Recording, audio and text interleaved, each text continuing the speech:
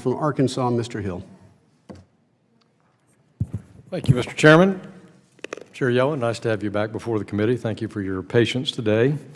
One of the great compromises back in 1913 on the formation of the Federal Reserve regarded the importance and political decision to have the district banks, how they were owned, how they were spread around the country, and that, do you agree generally that they've provided a good, diverse, strong voice in both supervisory and monetary policy making over that 10 decades?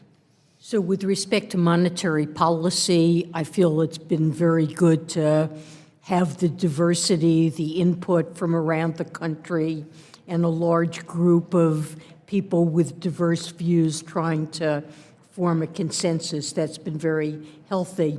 On supervisory policy, the reserve banks execute a great deal of supervision. They have responsibility, particularly for community banks, but it's the Board of Governors that's charged with setting supervisory policy and putting regulations into effect. And so that policy guidance comes from the Board of Governors that's carried out in the reserve banks. But you do believe the Board of Governors listens to the members of the boards of the district banks, even on their supervisory suggestions, don't you? I'm sorry, the members of the board? The members of the Board of Governors presidents? in Washington, they do listen to the views of the district bank board members as it relates to supervisory policy, do they not? The directors of the reserve banks don't weigh in on bank supervision and bank supervision policy. Should they have that added to their list of suggestions? You have... No, I don't. I think that the directors,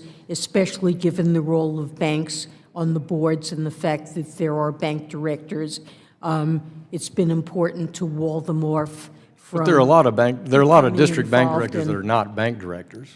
They're citizens just from various industries. Yes.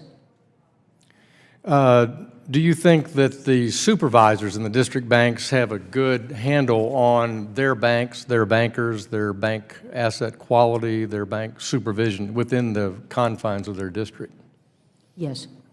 So wouldn't it be a good idea to try to have merger and acquisition applications and expansion type applications and business combination applications all handled at the district bank level? Well, the board has responsibility ultimately for those decisions, and much of the work on them is done at the reserve banks, but in some cases, the board has legal authority to make decisions. But do you think it's a decent policy to defer to the local reserve bank as a general statement and only in special instances have decisions come to the Board of Governors level for approval? I think in many cases decisions are routine, and the recommendations to the board come from the reserve banks. I wouldn't favor changing the governance structure around that. Thank you. On the subject of Mr. Williams' questions about the size of the Federal Reserve balance sheet, obviously during the crisis you own a lot of non-traditional assets as a function of getting through the crisis period.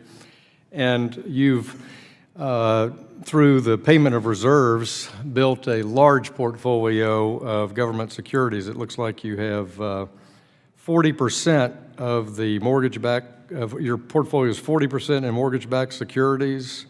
You've got 20% of the balance sheet with a maturity greater than 5 years in treasuries, and that you, at the last count I saw, own 15% of the world's total supply of U.S. treasuries. Do those numbers sound generally right? I don't have them in front of me, but they sound generally right. You know, when banks have to go through a bank examination, there's a section of the CAMELS rating that has an S for interest rate sensitivity, and it would seem to me that you have a very substantial concentration of risk in that balance sheet and the size that it is, and a significant sensitivity to risk because you've extended duration. When I was looking at the numbers, I was reminded of two of my favorite quotes. One was Mr. Oakley Hunter, who used to be the CEO of Fannie Mae back in the late 1970s, and he described his own company when he was president as the world's largest crap game. And then Mr. Buffett in 2008 described the Federal Reserve as history's greatest hedge fund.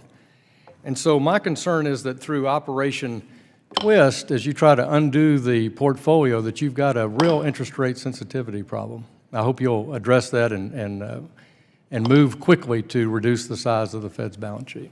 Thank you, Mr. Chairman. Time of the gentleman has